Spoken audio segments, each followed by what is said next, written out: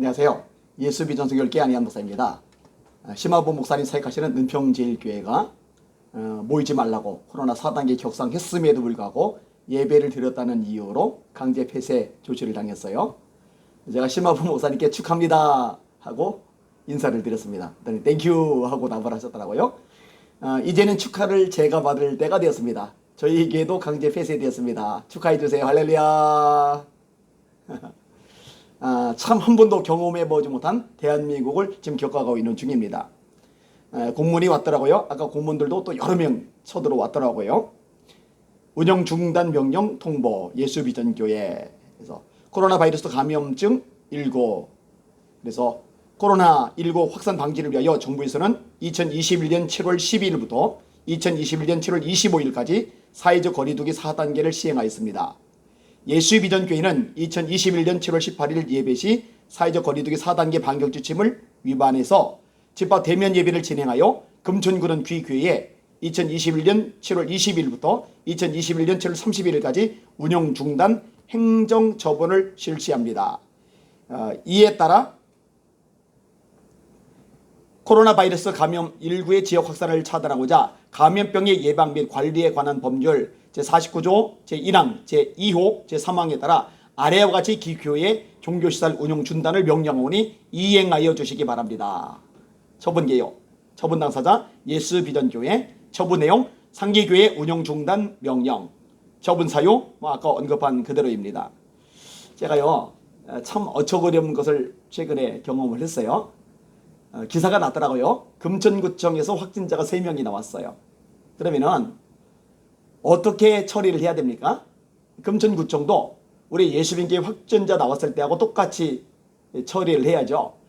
예수비전교회 확진자가 나왔을 때요 2주간 교회 문을 닫아야 했습니다. 강제로 닫는 거죠. 그리고 전 교인들이 전수조사를 받아요. 그리고 해당되는 교인들 전체에 양성이 나오지 않았더라도 전체가 2주간 강제 격리 조치를 당해야 했습니다. 그 덕분에 직장에서 잘린 사람들 있죠. 그 덕분에 사업에 어려움을 겪은 사람이 있죠. 그 덕분에 가족 구성원들에게 진짜 어처구니 없을 만큼 심하게 욕을 얻어먹고 왕따를 당하는 일이 발생을 했어요. 그러면 금천구청도 3명의 확진자가 발생했으니까 그 3명이 아니죠. 이제 조사하다 보면 더 늘어나겠죠. 우리도 1명에서 시작해서 좀 늘어난 거니까. 자, 어쨌든 더 늘어나기 전에 2주간 격리 조치를 당했듯이 금천구청 공무원들도 2주간 격리를 해야 마땅하죠. 그래야 형평성이 맞는 거죠. 그리고 건물 역시 2주간 폐쇄를 당하는 게 마땅하죠. 그래야 형평성이 있는 거죠. 그런데 금천구청은 7시간 정도만 비워뒀다가 7시간 후에 문을 열고 사람들이 다 들락달락하는 게 가능해져요. 교회는 2주인데 14일인데 구청은 7시간. 교인들은 전체 다 2주 강제 격리인데 구청 직원들은 강제 격리 안 시켜요. 세상에 이런 게 어디 있습니까? 법이라는 거는요 공정해야 됩니다. 법이라는 거는요 형평성이 있어야 됩니다. 법이라는 거는요 만인에게 평등해야 됩니다. 누구에게는 세게 적용하고 누구에게는 약하게 적용하고 이렇게 되면은 법이 제대로 기능을 못하는 거예요. 말이 안 되잖아요. 제가 가만히 보니까 이거 그냥 넘어가면 안 될 것 같아요. 그래서 저기 시민단체 대표들도 있고 또 다 방면에서 활동을 하는 시민단체 멤버들이 있거든요. 이들을 총동을 시켜서 금천구청을 좀 쳐들어가야 되지 않을까. 피켓 들고 금천구청 구청장실이든 아니면은 구청 입구든 아니면 민원하는 곳이든 가서 이런 형평성이 어긋나는 행태에 대해서 구민들에게 알리고 구청 직원들 또 구청장에게 특별히 강하게 푸시해야 되지 않을까. 제가 좀 고민을 하며 기도를 하는 중입니다. 결단이 생기면 결단을 하게 되면은 구체적으로 움직일 겁니다. 안 할 수도 있고 할 수도 있어요. 이 방송을 듣는 시청자 여러분들이 제가 지혜롭게 결정을 내릴 수 있도록 기도를 해주시면 감사하겠습니다. 지금 구청장을 대상으로 소송을 걸었어요. 그런데 이것만 소송을 걸 게 아니라 다른 부분에 있어서도 계속 걸고 넘어져야 될지도 모르겠다고 생각이 됩니다.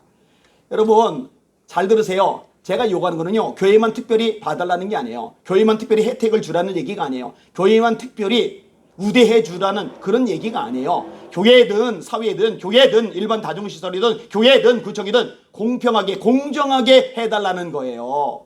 일반 다중시설도 확진자 나왔을 때 하루 지난 다음에 문을 열잖아요. 왜 교회만 2주간 폐쇄해야 되냐고요. 왜 다른 데 문을 다 열고 사람들 다 들락달락 거리는데 교회만 전체 전면 대면 예배 금지를 시키느냐고요. 이런 부분에 대해서는 들고 일어나야 됩니다. 헷갈려하는 사람들이 있어요. 일반 다중시설은 수입을 내고 돈을 벌고 생활을 해야 되는 거 아니냐.